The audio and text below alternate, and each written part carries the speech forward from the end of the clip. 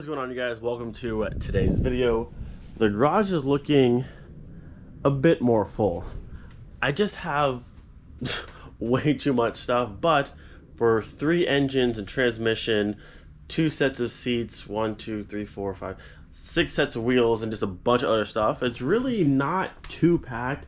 And I'm still going through and organizing more stuff and like just finding better ways to like put things and move stuff around, so it'll get more and more spacious as time goes on. But for the time being, I still have room to mostly get around the entire car, so not the end of the world. The plan for today, though, you guys saw this side skirt, my front lip. You can see where it got, dragged down I-10. Both were cracked. I picked up some stuff yesterday. It's the I've lost it. It's the JB Weld plastic bond like compound they make. Also, I use that to fix or bond the side skirt here, and then on the front lip, I did this section here and the corner. So I think it should be dry. I did it yesterday. It said it dries in 15 minutes and sandable in 30. So it's been like a day. You can see I just filled the entire crack. I'm gonna go through and sand it smooth, and then this section as well has been glued together. I just taped it so it'd stay in the right position. So that one's been fixed. That's been fixed, and my side skirt as well. So go ahead and pull the tape off.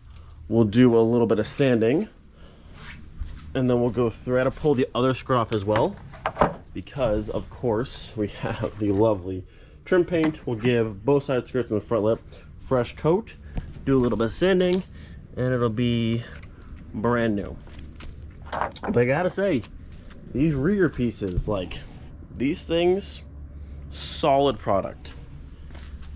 Super solid stuff. The fact that all these pieces are still in one piece for the most part is ridiculous. Real fast though, I have to show this. Now, quick guess, what do you think is in this little plastic garbage bag wrap thing? Now, some of you may know, some of you may not have even seen these videos back when it happened, but I left this at Jamie's shop in Pottstown, and he didn't want to bring it on the plane for, I'll show you in a second, for obvious reasons, but I forgot I even had it. And then when I saw Jamie in Helen, he's like, hey, I have this for you. It's been in my shop. Oh yeah. Whew, still smells like very, very old fuel. That gives you an idea what it is. If I can get in there. Yeah.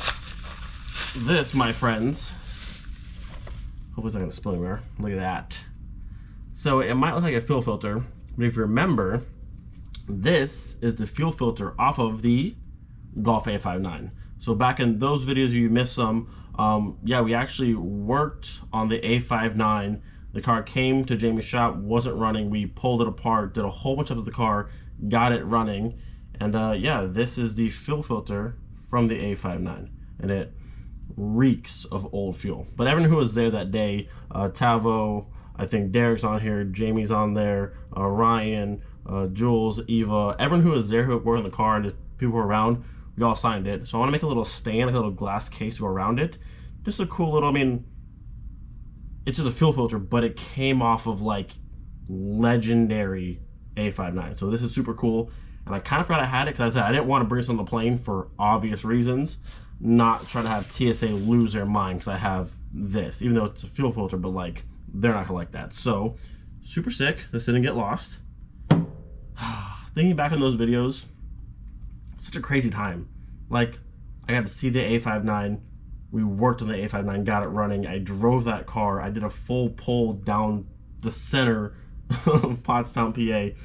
Wild stuff. But yeah, this is super cool. Like the fuel filter, but like super cool memories come with this. So I want to put a little stand that screws into the bottom that can hold it like this, little glass case around it. Yeah, super cool. So speaking of the A59, BFI did these cool little magnets they handed out at Low Show as well. So that's the car, that's the filter from it. I think that's all I have from that car, but you can see some more of the just pieces kind of going up as I get through more and more and more. There's so much stuff. Actually, look back here. I built, so there's the 3.6 down there. I built a tabletop on top of the cart to hold the wheels. Like, beautiful setup to minimize how much like space it all went out. But BBS RC's down there, Porsche Cayenne wheels there, the OZs, the BBSs, the 3.6, the 6-speed transmissions back there, my spare AFP 12Ls over there. It's just like I've collected quite a few things over the years, and I really don't want to get rid of any of them, so I have to just keep organizing and probably just stuff more stuff in the attic, but it'll all work out. I found it. This is what I used. JB Weld plastic bonder. So that's the product. All right, so gotta say, very pleased with how the JB Weld plastic bond works. So that's where the crack was. We'll go through and sand all of this back smooth, paint over it, and hopefully you'll never know anything ever happened. All right, so front lip off to a pretty good start using the 2000 here and just a blade to pull off some of the bigger chunks, but for the most part smoothed out pretty well. You can still see the line. This back corner sat a little bit lower than the original position, but for the most part this section here is all nice and level. Once I paint it, you should be able to see it. This crack has been fixed as well. And then on the bottom side, I use my bit more aggressive metal file because this all drags. So kind of going through, and I started smoothing out this section here. I'm not going to go crazy with it because it is like the bottom side of the lip. You won't really see it. And once it's all painted, it'll all be pretty uniform. But some of the super deep gouges, I was able to actually get out. So do a little bit more here, just smooth out just a tad bit more. And then this one should be done. But yeah, for the most part, a little bit of plastic weld, a little bit of sanding, some trim paint. She's gonna look untouched. You'll never know it's been through. This lip's been through some stuff. The good old Rust-Oleum trim paint, my favorite. So at this point, as much prep as I need to do, they're ready to go. This was our broken one. You can see the crack. You can still see the line. Once I paint it, it should be pretty much invisible. And then some reinforcement back over here. But this stuff bonds it super nice. So the whole entire thing feels super solid. So that should be good to go. And then over here where I've smoothed down a lot of this, I didn't take it all the way down. It is what it is. This will probably hit the ground, at least scraping again. So to make this bottom side perfect, it doesn't really make a big deal. But where our crack was here and there, and those look super good. So we're gonna go through the trim paint and get them painted up and make them look as new as possible.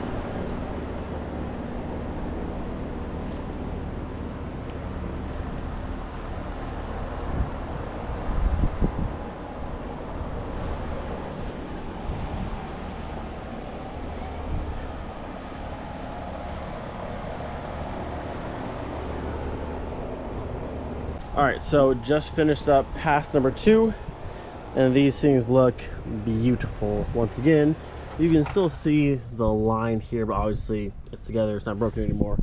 And the same with this piece, you can still see some of the line, but for the most part, they're looking minty fresh once again. And at some point, I mean, I hope not, but at some point, this might see, I mean, the track record it's had so far, they're gonna see some more destruction at some point, so they're gonna be perfect. But they do look pretty good. So the plan now, I'll let them dry probably till tomorrow, put some new tape on the backside of these, and then back on the car they'll go. And then at that point, Miley fenders fixed, Zaubers are back on, and these are painted and fixed, and she'll be back in tip-top shape until the next, whatever the next thing is happens, because things just seem to happen. It is what it is. So I had some errands run this morning. I was trying to beat the rain, but it's here. I wanted to pull the car out and do the side skirts like out here where there's more space, but that's here. Nonetheless, look how good the front lip looks back on the car. Can't even tell anything ever happened. All the cracks are fixed, fresh trim paint, looking beautiful. So now I need to get some fresh tape on these bad boys, slap them back on the car. She's good.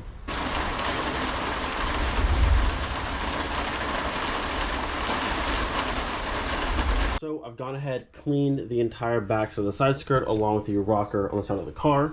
We have a fresh line of Gorilla tape the entire way down. This thing's ready to go. Bam. Side skirts, both sides officially back on.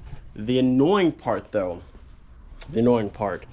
this side, I went through, cleaned the back of the side skirt with alcohol, cleaned the side of the car, made sure everything was dirt-free, grease-free. This side, look at this. Almost like no stick. I was like, you know what? Fine. This side, I cleaned nothing. Double-sided tape right over the overspray in the back, the dirt, whatever was there. Didn't clean the side of the car. Look at this. Bro, rock solid. Stupid. Absolutely stupid. Nothing was clean on this side at all, and it's holding perfectly. That side, clean everything the way you're supposed to.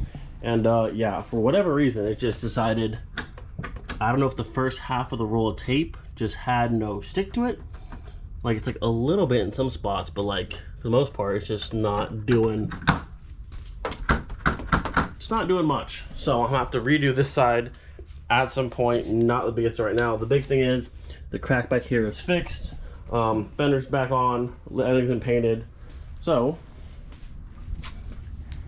she's looking minty fresh once again, and I'll get some more tape and I'll redo that side again, and I'm not gonna clean anything because clearly cleaning, I don't know what the problem is, but cleaning did nothing. But other than that, car's looking pretty good.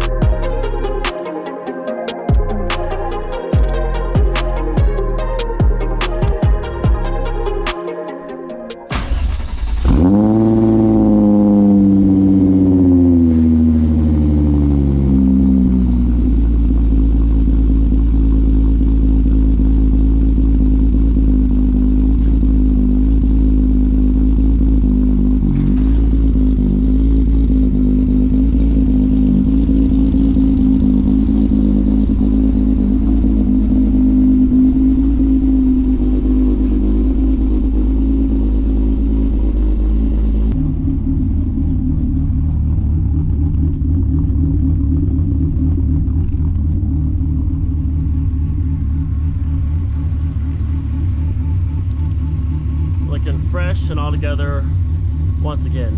I wish these were 17s, but it is what it is. Because right now the front lib's almost to the ground, and it's just kind of like ride height for the car, but that lip will not last long in this height. So I'm gonna probably air up a bit more for like daily driving. I don't know. I love the Zaubers on this car. Like, they fit the car so well. I just wish they were just 1 inch bigger, and we'd be set. I mean, not the end of the roll, but like 17s would be sick with these wheels. Also, looking at this car, I couldn't figure out why these wheels seem like, they've always been wide, but they seem like way wider than they used to be, is how they're sitting. But I remembered, since I went through and had the alignment done with the OZ Cygnus, and those aren't near as wide in the front, so I took almost all the camber out of the front of the car, so these would fit. But now with these wheels back on the car with almost no camber, they sit kind of wide. So I want to run the Zaubers like full time again. I have to put like -3 or so. You can see them right here actually, look for the back of the car. If you look at this wheel here compared to where the front wheel's sitting, this is like negative, I don't know, maybe 2.5, I want to say it was.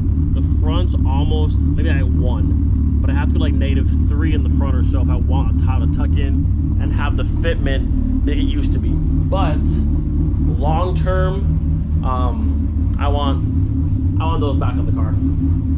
I know people love the Zaubers, and I do as well. I just like the 17s a lot more. I think I'm gonna go through and rebuild these. I really do. I think I'm gonna do that. Go from 16s to 17s, build them a 1/2 inch less on the front and the rear, dial the fitment in, less camber, but still fitted like I want it to, and then 17s, and everyone's happy. So that's probably the plan. Or if I happen to find a set of 17 Zaubers for cheap, actually I still have those 16, scratch all that, 16-inch faces up to 17-inch wheels. That'll be the plan. I was gonna go for a drive, but the roads are still wet and I just washed this car, so sorry if you want VR6 noises.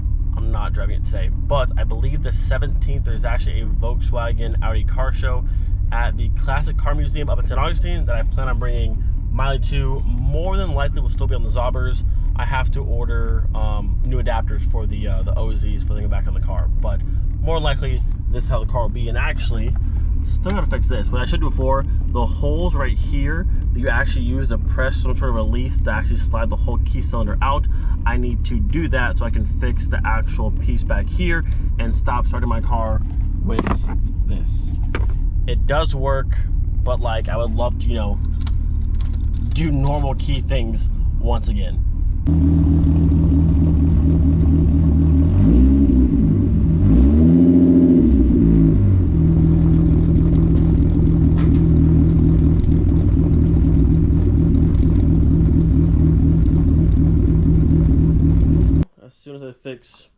one thing on the car, well, two things, the lip and the side skirt. I'm looking at the driveway and I noticed a little oil spot. And a little drop there, and then there's a little drop right there, which still nice, fresh. Look at my oil, very nice, and a little drop under there. And looking down here, you probably can't see, but it looks like, oh yes, you can see right there. Looks like on the top of the oil filter housing, one of those sensors right there looks to be leaking, if I had to guess. Now I'm not sure if this got kind of loose over time or if the seal down there is bad. I'll have to further investigate. But I'm gonna have to pull the front end like back a little bit to get some room to get in there. But yeah, you can see. I mean, the oil looks nice and fresh, which is great, but definitely got a little bit of a leak going on there. So that'll be, aside that and our key ignition switch, that and this will be our next little project to tackle. And they may just be loose, or I need new sensors, but that's really not a big deal. So with that, gonna end this video here. Hope you guys enjoyed. Do not forget, be thankful for every single day. We'll see you guys next time. Peace.